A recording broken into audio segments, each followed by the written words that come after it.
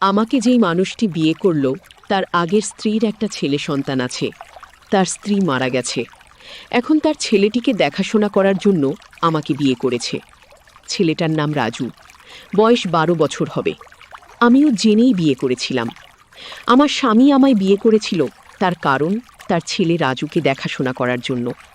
কিন্তু রাজু ছেলেটি আমার দিকে খারাপ দৃষ্টিতে চেয়ে থাকত। আমি বুঝতে পারতাম সে আমার কাছে কি চায়। একদিন স্বামী একটা কাজের শহরে চলে গেলেন, আর এর মধ্যেই বাড়িতে কেউ ছিল না। রাতে রাজু বলল, মা, আমি আমার রুমে একা ঘুমাতে পারবো না। অথচ তার বাবা বাড়িতে থাকতে সে তার নিজের রুমে ঘুমাতো।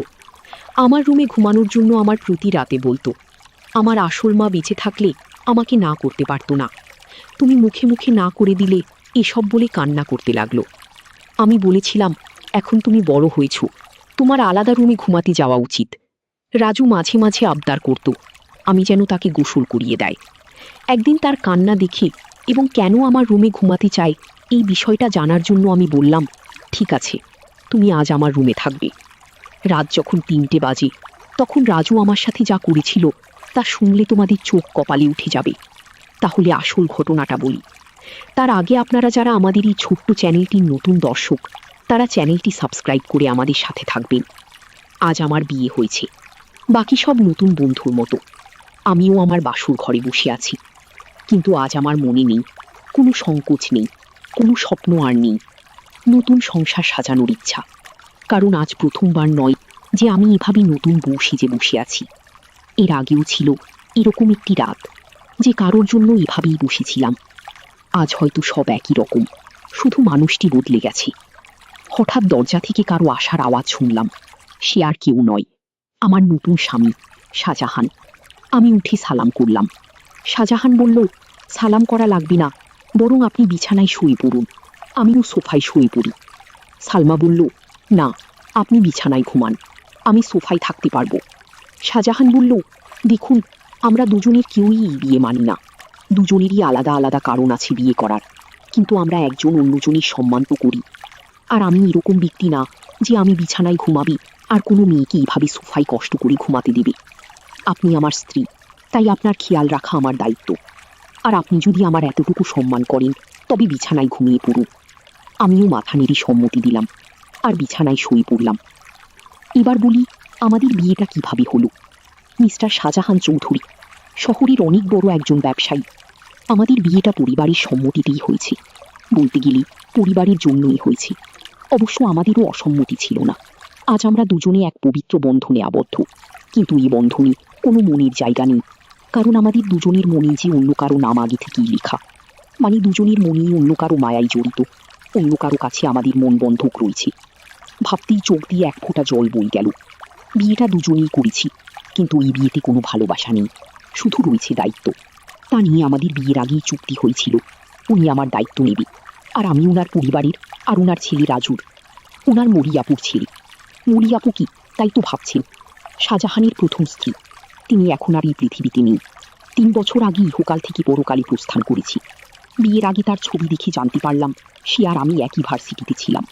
শাহজাহানও তারই আমার সিনিয়র ছিল। শাহজাহানের সাথে কখনো দেখা না হলেও মরিয়াপুর সাথে প্রায়ই দেখা হতো। শরীর দেখা বললে ভুল হবে, ঝগড়া হতো বলে উনি আমাকে তেমন একটা দেখতে পারতেন না। এর কারণও আছে, আমি অনেক দুষ্টু প্রকৃতির ছিলাম, আর ওনার সব টাইটেল নাকি চুরি করেছিলাম। তা উনি শুধু ভাবতেন অবশ্য। আজও হয়তো থাকলে আমার সঙ্গে ঝগড়া করতেন, ওনার স্বামীকে চুরি করেছি বলে অপবাদও দিতেন। কিন্তু ওনার স্বামীর উপর তো আমার কোনো অধিকারই নেই, কারণ আমি ওনাকে নিজের স্বামী মানতে পারিনি। বিয়েটা করেছি শুধু পরিবারের জন্যই। রাজু এখন 11 বছরের ছেলে, ক্লাস 5-এ পড়ে। দেখতে একদম তার বাবার মতো, যেমন সুন্দর তেমনই মায়াবী দেখতে। বিশেষ করে তার চোখ দুটি শাহজাহানের মতো একদম। শুনেছি শাহজাহানের চোখে নাকি অনেক মায়া, কিন্তু কখনো তাকাইনি, কারণ এখন আর কারো মায়ায় পড়তে চাই না। একবার পরে অনেক কেঁদেছি, আর কাদার ইচ্ছা নেই, আর না কষ্ট সহ্য করার ক্ষমতা আছে। সব বাদ দিয়ে এখন ঘুমিয়ে পড়ি। ঘুম থেকে উঠলাম সকালের আলো যখন চোখে এসে পড়ল। উঠে দেখি শাহজাহান এখনো ঘুমোচ্ছে, কিন্তু জানালা থেকে আসা আলো তার ঘুমে ব্যাঘাত দিচ্ছে। তাই পর্দা বন্ধ করে দিয়ে আসলাম। এসে রেডি হয়ে বাইরে চলে আসলাম।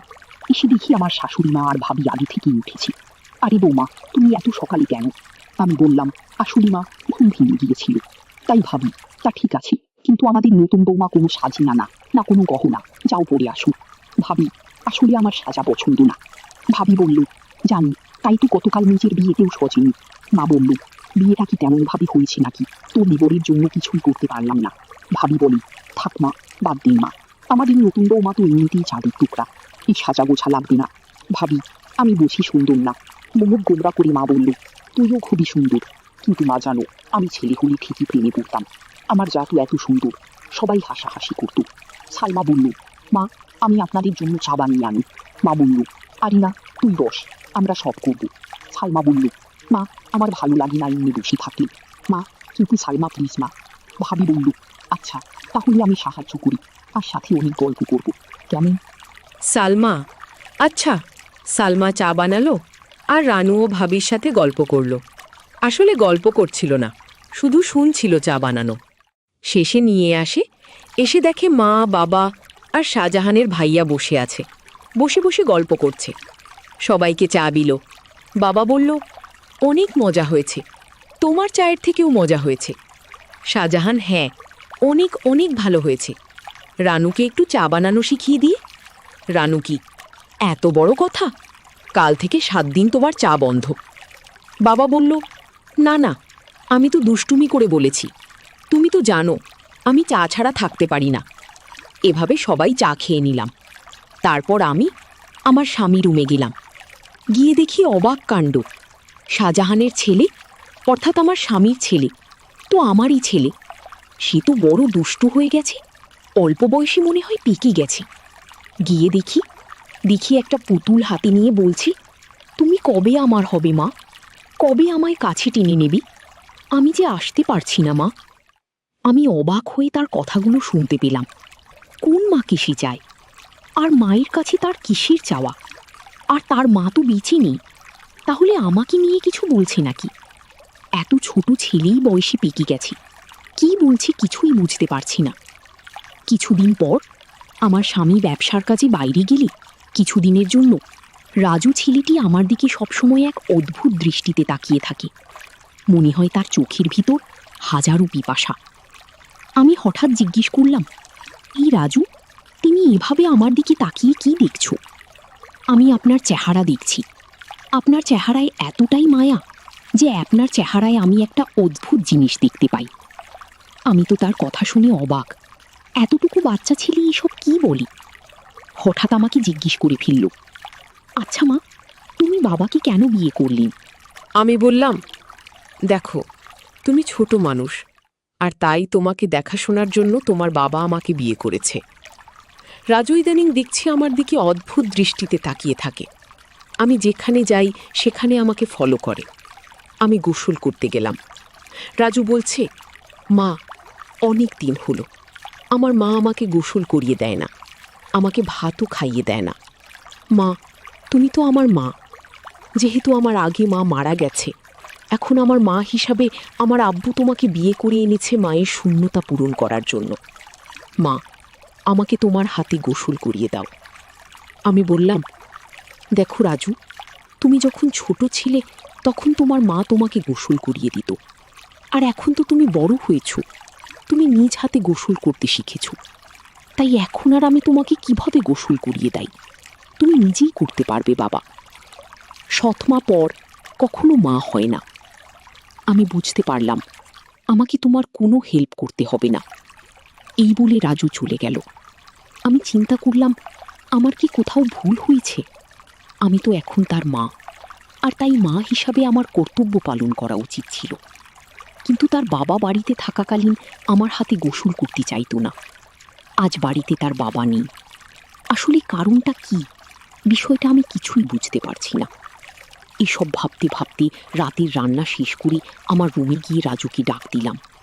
গিয়ে দেখি আমার একটা ছবি হাতে নিয়ে ছবিটির সাথে কি যেন বলছে, আর ছবির সাথে এক অদ্ভুত আচরণ করছে, আর বলছে, আমার মনের আশাটুকু কবে পূরণ হবে মা?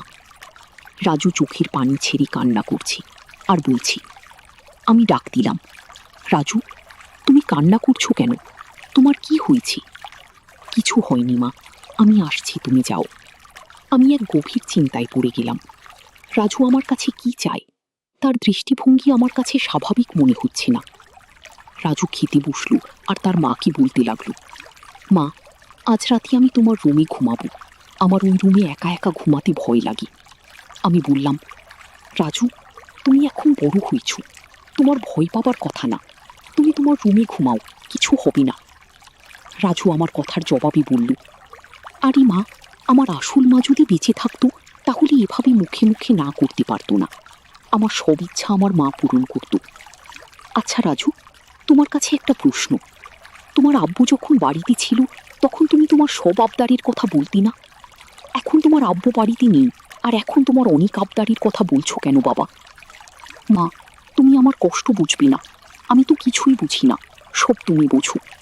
এসব কথা বাদ দিয়ে এখন ঘুমাতে যাই, রাত অনেক হয়েছি। রাজু চোখের পানি ছেড়ে তার রুমে চলে গেল আর আমি শুয়ে শুয়ে রাজুর আবদারের কথা ভাবতে লাগলাম। রাজু আমার রুমে ঘুমাতে চাই, তার নাকি নিজের রুমে থাকতে ভয় করে, আবার বলি তাকে গোসল করিয়ে দিতে। আমার ছবি হাতে নিয়ে ছবিটির সাথে কি যেন বলি, না আমি কিছুই ভাবতে পারছি না। এসব ভাবতে ভাবতে আমার কিছুতেই ঘুম আসছে না। হঠাৎ রাজুর রুমে একটা আওয়াজ শুনতে পেলাম। আমি জানালা দিয়ে উঁকি দিয়ে দেখি ছবিটি হাতে নিয়ে ছবির সাথে এক অন্যরকম আচরণ করছি, আর মাঝে মাঝে হাসছি, আবার কান্নাও করতেছি। আমি এসব ভাবতে ভাবতে পাগলের মতো হয়ে গেলাম, কিছুতেই ঘুমাতে পারছিলাম না। কিন্তু হঠাৎ আমার মাথায় একটা বুদ্ধি এলো। আসলে রাজু আমার কাছে কি চায় তা আমার জানতে হবে। তাই আমি সিদ্ধান্ত নিলাম আমি আমার রুমে তাকে থাকতে দিব, আর আমি ঘুমাবো না, ঘুমের ভান করে থাকবো। তাহলে বুঝতে পারবো আসলে রাজু আমার কাছে কি চাই তা স্পষ্ট হয়ে যাবে। তারপর দিন আমি রাজুকে বললাম, রাজু, আজ তোমাকে আমার নিজের হাতে খাবার খাইয়ে দিব, তুমি খাবে? না না মা, আমি তোমার হাতের খাবার খাবো না, কারণ তুমি আমার আবদার পূরণ করো না।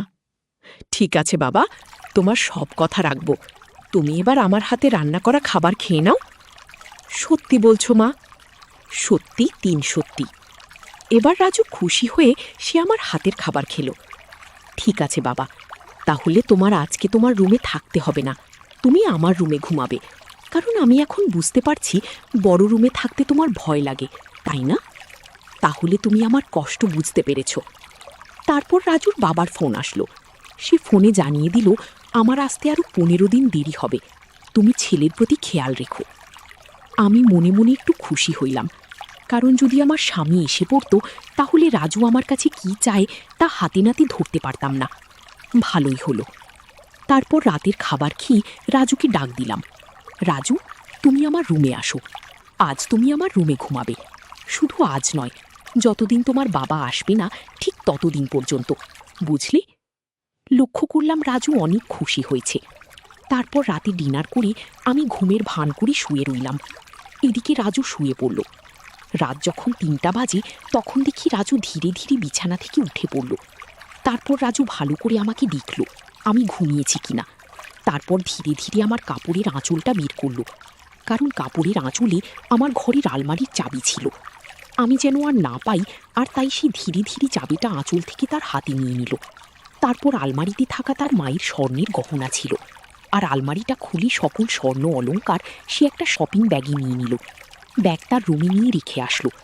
তারপর চাবিটা আঁচলে বেঁধে রেখে দিল। তারপর ঘুমিয়ে পড়ল। আমি ঘুম থেকে জেগে উঠি। এটা কি করলো? এতটুকু একটা ছেলের সাহস দেখি আমি অবাক হচ্ছি।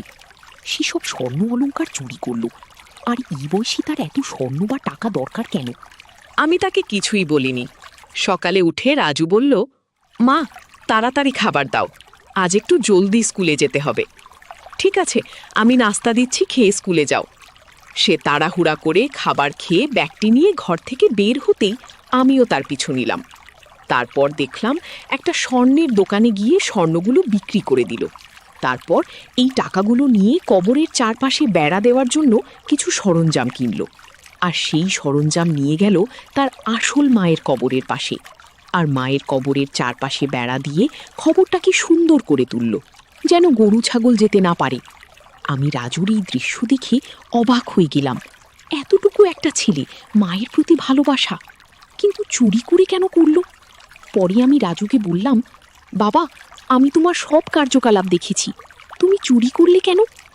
মা, তুমি জানো, এখন আমার মায়ের টাকা দিয়ে কেনা আমার বাবা আমার মাকে অনেক কষ্ট দিয়েছে, আর তাই আমি আমার মায়ের সম্পদ বিক্রি করে মাকে দিয়ে আসলাম।